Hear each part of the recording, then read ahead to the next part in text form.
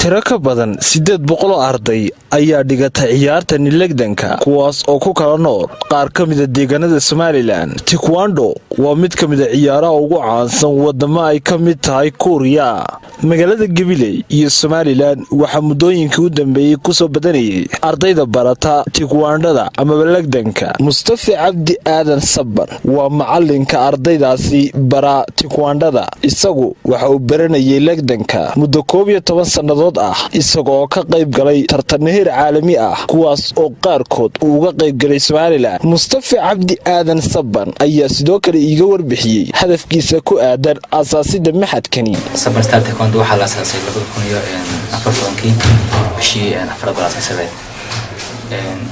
waxaan dhiganay 5 sano. Imika ardaydu waxa weeyaan waa 3 branch weyn waa Hargeysa branch iyo Gabiley iyo Wajaale. guud ahaan waxaan noqonayaa ardayda waa step arday anigu waxaan dhiganay 1 sano tartan ahaan intaan ka soo qaybgalay oo waxaan ku soo qaaday meelaha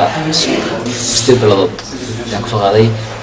dhawaana 2 bilood aan ku soo qaaday Somaliland oo calan Somaliland yani Somaliland kaliya ayaan soo qaaday 2 bilood anigu hadafkaan u bilaabnay amba qorshaan u bilaabnay waxa weeyaan inaan dhalinyarada ka saarno balwadaha oo ay soo baxdo arday dhalinyaro maskaxda iyo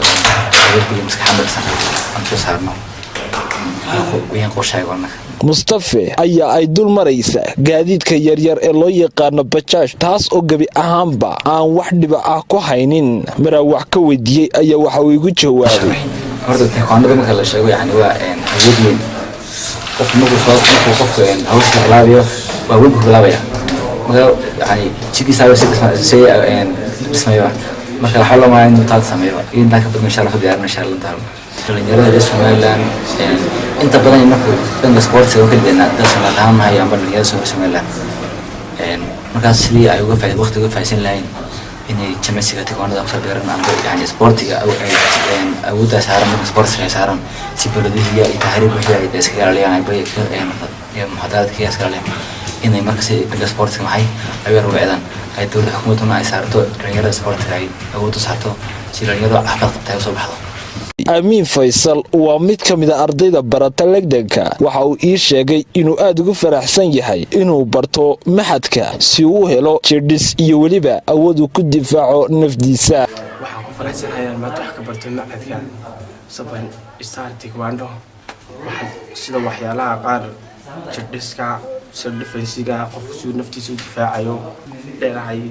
ma asaagiga inaan wax ka barto maxadka Sabban Taekwondo